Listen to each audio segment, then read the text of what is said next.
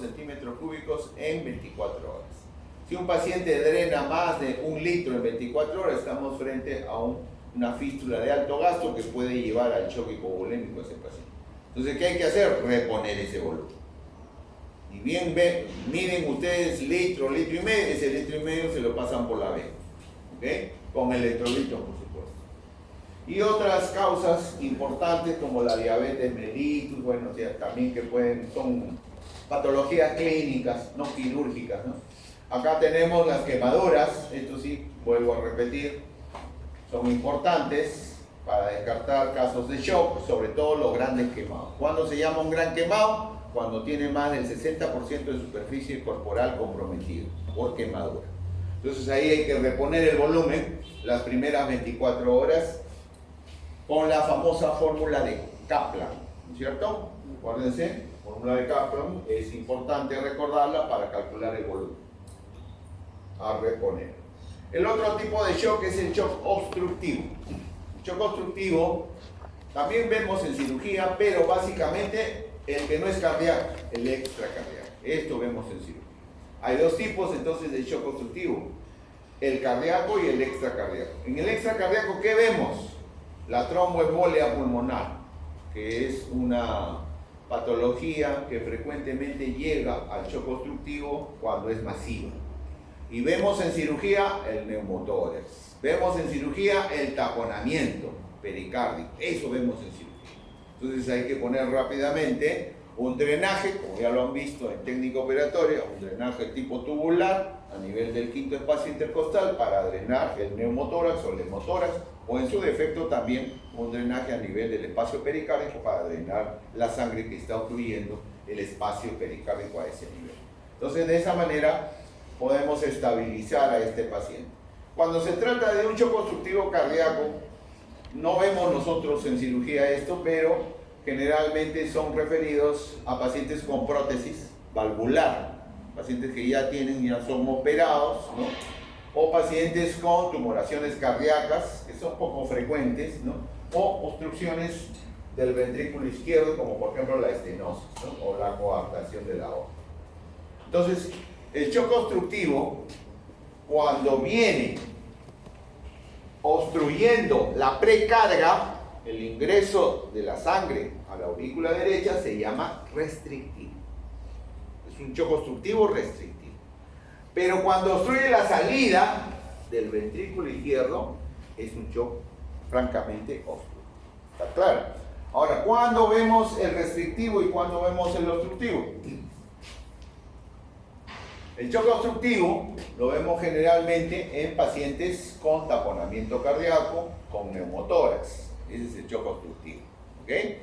Entonces, ¿cuándo hay taponamiento? Acá hay que recordar la tríada de Beck. ¿Cuál es la tríada de Beck? Ahí la tienen. Ingurgitación yugular, ruidos apagados y pulso paradojal. Esa es la tríada de Beck. ¿Okay? Entonces, vemos un paciente, ¿no? Con unas venas grandes en el cuello, ingurgitadas, ¿no? Le tomamos el pulso y vemos un pulso totalmente asistólico, paradojal, y finalmente le ocultamos los ruidos y vemos que los ruidos están muy apagados, muy benignos. O también podemos ver los neumotórax a tensión, ¿no? Generalmente vemos neumotórax a tensión cuando hay fracturas costales por trauma torácico, ¿no? Entonces en esos casos hay que descomprimir el espacio pleural. Hace 2 años hubo un ENAM en el cual hicieron una pregunta: ¿cuál es el manejo inicial del neumotórax a tensión? Y muchos se equivocaron, dijeron drenaje, un tubo en el quinto espacio intercostal. Falso, mentira. Entonces, ¿cuál es el manejo? Una aguja a nivel del quinto espacio intercostal. Empieza a salir toda la... Ese es el tratamiento inicial. Por eso cuando lean una pregunta que les presenta un caso, vean bien qué dice: ¿tratamiento definitivo o tratamiento inicial? ¿Sí? Una cosa es tratamiento inicial para empezar el manejo y otra cosa es el tratamiento definitivo. ¿De acuerdo? Eso hay que entender esa parte, es importante.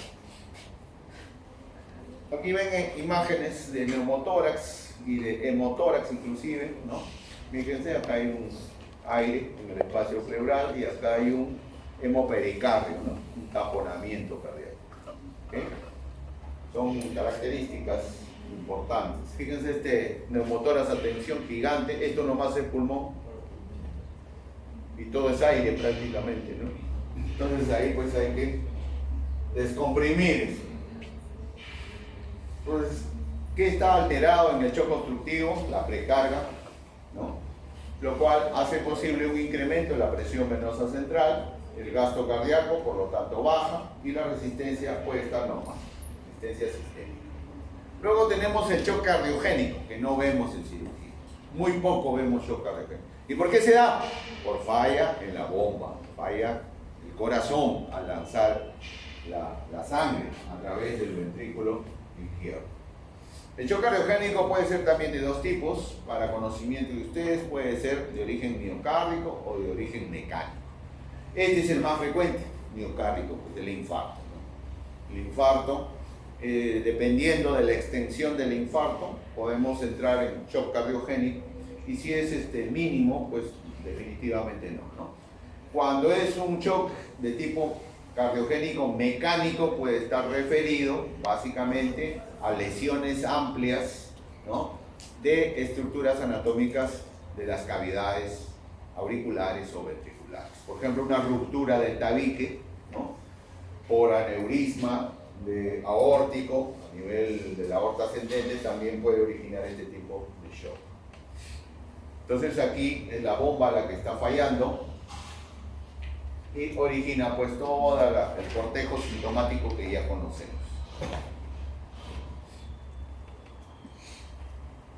Que hay que monitorear. En todo tipo de shock se monitorea la presión arterial media, la PVC, presión venosa central, la presión capilar pulmonar, el gasto cardíaco y la resistencia vascular sistémica. Este shock es el que más vemos en cirugía, el shock distributivo, del cual el más representativo es el shock séptico. Entonces, el shock séptico, como ya les mencioné, ¿surge de qué? De la interacción con gérmenes, que pueden ser bacterias, virus, hongos, en fin, cualquier tipo de gérmenes, lo cual condiciona un llamado SIRS, síndrome inflamatorio de respuesta sistémica. ¿Okay? Entonces eso puede originar pues múltiples lesiones a nivel abdominal sobre todo, ¿no? Cuando existe un foco abdominal, acá entra a tallar el cirujano. Por ejemplo, lo que es más frecuente en todos los hospitales, la apendicitis. La apendicitis es el pan del día en todos los servicios de cirugía. Entonces, tienes que sacar el foco. Hay que hacer la apendicectomía. Igual la colecistitis, igual, ¿cierto? Entonces ahí estamos frente a un cuadro quirúrgico generalmente. ¿Okay? La pancreatitis también son focos sépticos. ¿Okay? Pero también fuera del shock séptico tenemos también al shock anafiláctico, que también es un tipo de shock distributivo, que generalmente se da cuando hay una reacción autoinmune del organismo con la consecuente drenaje, con el consecuente drenaje, vaciamiento de la producción de histamina en sangre. Gran cantidad de histamina en sangre, lo cual va a producir pues alteraciones a nivel, sobre todo del sistema respiratorio alto. También otro tipo de shock distributivo es el shock neurogénico. El shock neurogénico generalmente se presenta en pacientes operados, posoperados del sistema nervioso central, ¿no? O también pacientes con TEC, traumas cráneoencefálicos severos o traumas vértebro-medulares severos originan este tipo de shock neurogénico. Este es el SIRS que ya les he mencionado, que es la interacción de los gérmenes con el organismo, lo cual conlleva pues al síndrome de respuesta inflamatoria sistémica y por lo tanto las enfermedades que hay. Hay que definir claramente que el SIRS es el primer paso a la sepsis. Y también se considera sepsis leve o sepsis severa, cuando ya prácticamente estamos cerca del shock Después viene el shock. Finalmente, si no se trata de shock refractario y falla orgánica multisistémica. ¿Qué cosa es la sepsis? La sepsis, como ven, es un síndrome clínico que asocia el SIRS, ¿no?, a un foco infeccioso. Generalmente, el foco infeccioso puede estar confirmado o sospechado. Pero aún si está sospechado, ya voy tratando ese foco. ¿Sí? No puedo perder tiempo. Cuando yo sospecho, tengo presunción diagnóstica que hay un foco infeccioso, inmediatamente ya lo manejo con antibióticos. ¿Y cuáles son los factores que me indican que hay sepsis? El alza térmica, la frecuencia cardíaca elevada, la frecuencia respiratoria también, la leucocitosis con gran desviación izquierda, como todos sabemos. Si a este síndrome clínico de sepsis se agrega uno de los signos que ustedes tienen acá, estamos frente a sepsis severa. O sea, ya prácticamente el primer paso al shock séptico. Como ven ustedes, el llenado capilar aumenta, la piel cambia de color, piel marmórea que le llamamos. Eso es lo que tienen los cadáveres, pues, ¿no han visto? En la morgue de Lima, ven ustedes un cadáver y tiene manchas moradas. ¿Han visto? Eso se llama piel marmórea, piel moteada. Ya comienza, ¿no?, las lesiones a nivel tisular, la hipoxemia. El lactato está elevado, por supuesto estamos en acidosis láctica y otras alteraciones que también se controlan a nivel cardíaco. Si a este shock severo, sepsis severa, se le agrega uno o más de estos criterios, entonces estamos frente al shock. Si no se puede controlar la presión arterial mediante el tratamiento indicado, generalmente son como aminas dopaminérgicas, la dopamina, la noradrenalina, entonces estamos frente a un paciente chocado, shock séptico severo. Entonces acá, del triángulo de shock, el que está alterado es básicamente la resistencia vascular sistémica. Como les dije, es el shock vasodilatado. Entonces, el shock vasodilatado tiene alteraciones a nivel de los vasos sanguíneos. ¿Qué se altera? El tono. O sea, ustedes saben que la pared vascular tiene fibras musculares. Esas fibras musculares se relajan, por lo tanto se dilata el vaso. Un agrandamiento del compartimento vascular, como ya les dije, que no abarca pues los 5 litros, ¿no?, del gasto cardíaco. Por lo tanto, el desplazamiento del volumen hacia el corazón es mínimo. Entonces, ahí viene la disminución del gasto cardíaco. Entonces, la resistencia vascular está básicamente alterada. Acá tienen otros tipos de shock. El shock distributivo, también como hemos dicho, la anafilaxia, el shock neurogénico y menos frecuentemente el hipertiroidismo. Lo que llamamos la tormenta hipertiroidea puede producir este tipo de shock. O la disfunción hepática, también poco frecuente se ve. Acá tienen ustedes las causas del shock neurogénico, ¿no? Lesiones cerebrales, como ya les mencioné, generalmente por trauma, TECs severos. Fíjense acá, hay un dato importante. Cuando el anestesiólogo no está en plano anestesiológico, puede lesionar el sistema nervioso central con los depresores. ¿Okay? El anestesiólogo maneja medicamentos importantes para que el sistema nervioso central entre en un plano de su conciencia y el paciente no siente el dolor. Entonces, de esa manera, si no está equilibrado en el plano, entonces automáticamente puede originar un shock neurogénico. También podemos ver acá el trauma vértebro-medular, que es otro de las causas importantes. El shock anafiláctico, como ya les mencioné, por la presencia de gran cantidad de histamina a nivel de sanguíneo, puede originar pues edema del sistema respiratorio superior, edema laringio, broncoespasmo, etcétera, que finalmente puede conducir a la hipoxemia. Entonces, ahí, ¿qué hay que hacer? ¿Cuál es el tratamiento? ¿No es cierto?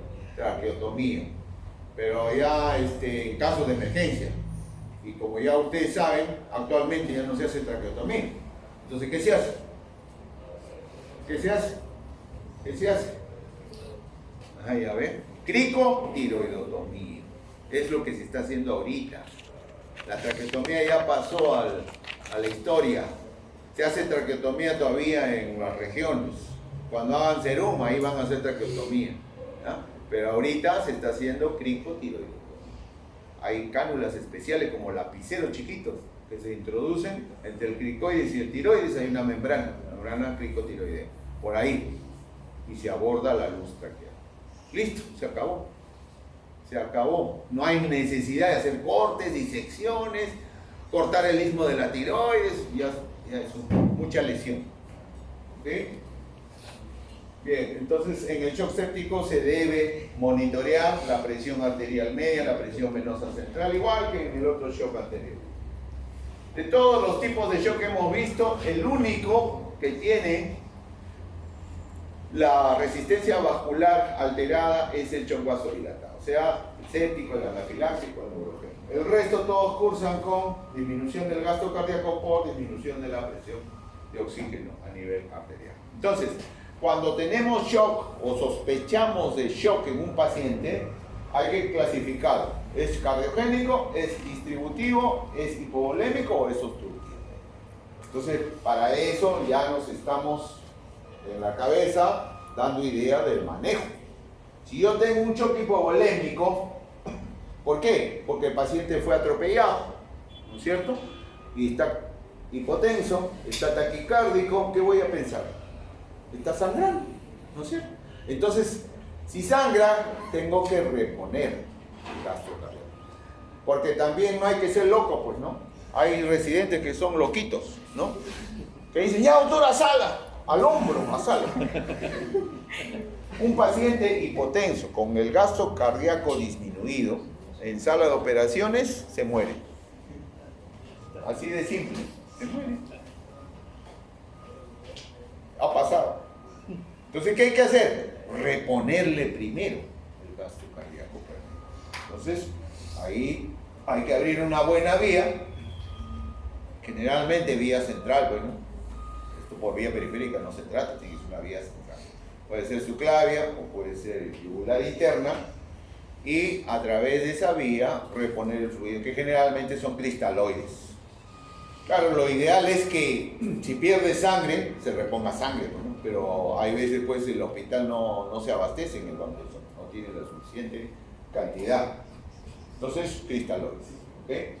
Igualmente en el shock séptico, estamos pensando que hay un foco, ¿no?, infeccioso, y hay inmediatamente cirugía y antibiótico terapia. O en el shock obstructivo, si vemos que el paciente está disneco, tenemos la placa claramente, entonces ya inmediatamente el drenaje, ¿no? Y los trombolíticos cuando es tromboembolia.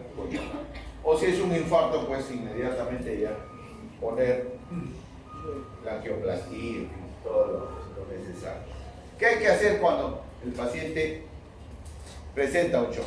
Cuando presenta un shock, lo primero que hay que hacer es restablecer la irrigación de los tejidos, la perfusión, que dice. Para eso tengo que hacer una evaluación del estado de conciencia, cómo está la frecuencia cardíaca, el color de la piel, el llenado capilar, la presión arterial. Eso tengo que monitorearlo. Pero tengo pasos para su manejo. El primer paso es la corrección del problema primario. Por ejemplo, si es un shock hipovolémico que está sangrando, tengo que cerrar el caño, ¿no es cierto? O sea, entrar, abrir el abdomen y taponar. Si hay lesión hepática, si está estallado el hígado, taponamiento hepático y se acabó. O sea, cohibir el sangrado, hacerle hemostasia. Corrección del problema primario. Oxigenar. Acabamos de decir que la causa de todas las alteraciones es la hipoxemia, ¿cierto? Entonces hay que brindarle ventilación al paciente. ¿Ah? Si no se puede mejorar la perfusión ística y por ende la ventilación y la oxigenación y la hipoxemia, entonces hay que intubar al paciente. Se llama al anestesiólogo para que intube, para que de esta manera. O sea, la asistencia ventilatoria. Luego hay que reponer la volemia, obviamente.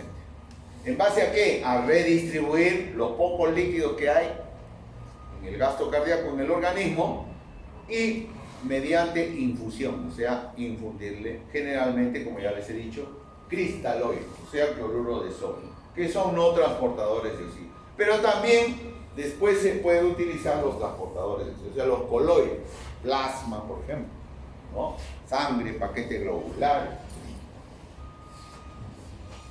Seguidamente hay que corregir el problema ácido-base. Si el paciente está en acidosis, compensar la acidosis y los electrolitos.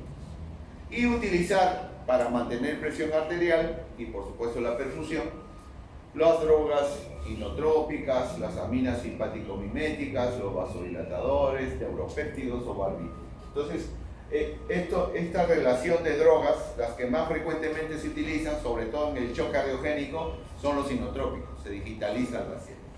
Y en el caso de los otros tipos de shock, son las drogas simpático-miméticas. Acá está la dopamina y la noradrenalina. También es importante brindarle asistencia cardíaca al paciente si en caso está muy depletado el gasto cardíaco y hay ruido cardíaco muy apagado. Entonces hay que digitalizar al paciente. Esto es importante en el caso de los shocks de origen quirúrgico, el estado nutricional. Es por eso que los que han estado en el seminario el día de ayer, yo le mencioné a la doctora Cornejo, le dije, doctora, NPT, nutrición parenteral total a estos pacientes, no se olvide, es fundamental. Entonces, en el hospital donde yo trabajo, le damos NPT antes a un paciente chocado, antes de sala operaciones. Posterior a sala operaciones, también continúa. Y eso lo ayuda enormemente. No se imaginan cómo. En cambio, sin esto, sin soporte nutricional, nuestros pacientes que son desnutridos, hipoalbuminémicos, se hunden más. Hay que tener mucha consideración con esto. Punto 8. Objetivos en las primeras 6 horas de un paciente chocado: llevar la presión venosa central a estos valores, presión arterial media mayor de 65, una diuresis horaria, por supuesto, mayor o igual a 0.5 milímetros por kilo de peso por hora. La saturación de oxígeno tiene que estar al menos superior, ¿no?, a 70% en el sistema venoso. El estado mental hay que mejorarlo y mejorar el lactato, o sea, la acidosis láctica. Cuando se trata de shock sépticos, esto es solamente para shock séptico, miren, hay dos tipos de evaluación. La evaluación inicial, donde vemos el paciente clínicamente, ¿no?, y luego vemos la evaluación secundaria, donde ya manejamos el caso. Acá sospechamos shock séptico, hay un foco, no sabemos dónde. Acá ya manejamos, estamos focalizando aquel foco. ¿Ya? Le hacemos cultivos, fluidoterapia, etcétera, cirugía, en fin. Ahí tenemos que ubicar el foco, pero ya lo estamos manejando. Y finalmente, en el postoperatorio hay que continuar el manejo, si es en UCI, si no, en la sala de cirugía, con el monitoreo de los parámetros que ya hemos mencionado. Estos son los parámetros entonces a monitorear, que ya he mencionado, y las condiciones a tener. La presión capilar pulmonar es un factor de monitoreo importante que se realiza generalmente con estos catéteres, el catéter Swan-Ganz. Es un catéter que ingresa por vía central, por la subclavia, ¿okay?, y llega hasta la presión a nivel del ventrículo derecho, donde se mide la presión pulmonar, porque de ahí sale la arteria pulmonar. Entonces, a ese nivel se coloca el Swan-Ganz de tal manera que se mide, al igual que presión venosa central, se mide también generalmente en la unidad de cuidados intensivos, ¿no? Entonces se hace todo en cuidados intensivos. Sobre la oxigenoterapia, miren, es importante establecer cuánto satura el paciente, cómo están sus niveles de oxígeno, presión arterial, oxígeno en sangre, y acá ver si necesita intubación o no. Al inicio podemos ponerle su mascarilla Venturi o su bigote nasal con oxígeno, pero si vemos que no mejora, entonces hay que recurrir a la asistencia ventilatoria, o sea, a intubar al paciente. Y para intubar al paciente hay criterios, estos son los criterios. cuando el paciente hace un esfuerzo denodado para ventilar, tiene mucha dificultad. Cuando la frecuencia respiratoria está más de 35 por minuto, también es indicación de intubación, o cualquiera de estos parámetros que generalmente los maneja el anestesiólogo. En cuanto a la reposición, hemos dicho hay dos etapas, la redistribución y la infusión. En cuanto a la redistribución, antiguamente se utilizaba este sistema, ¿no? El sistema más, pero actualmente lo que más utilizamos es la posición del paciente. La posición de Trendelenburg ayuda bastante a la redistribución del poco gasto cardíaco hacia los órganos blancos, hacia el sistema nervioso central, hacia el corazón, hacia el riñón y hacia el hígado. Generalmente la posición es así: Trendelenburg, piernas elevadas en decúbito dorsal en 45 grados y la cabeza a 15 grados por debajo del plano horizontal. Entonces de esa manera se redistribuye el poco gasto cardíaco que pudiera tener este paciente. En cuanto a la infusión, hay tres puntos importantes: la vía de infusión, que ya les he mencionado, que tiene que ser vía central, ¿cierto? El tipo de líquido a administrarse, que al inicio son cristaloides. Dentro de los cristaloides, lo que tenemos más a la mano es el cloruro de sodio, pero no es lo ideal. ¿Qué cosa es lo ideal? Lo ideal es el lactato Ringer. Desgraciadamente, los hospitales no tienen lactato Ringer, ¿no? Porque es caro. Entonces, los hospitales del MINSA generalmente manejamos cloruro de sodio. Si ustedes van a una clínica, ahí hay lactato Ringer, ¿verdad? Que es lo mejor, indudablemente. Es un cristaloide que más se queda en el intravascular, más que el cloruro de sodio.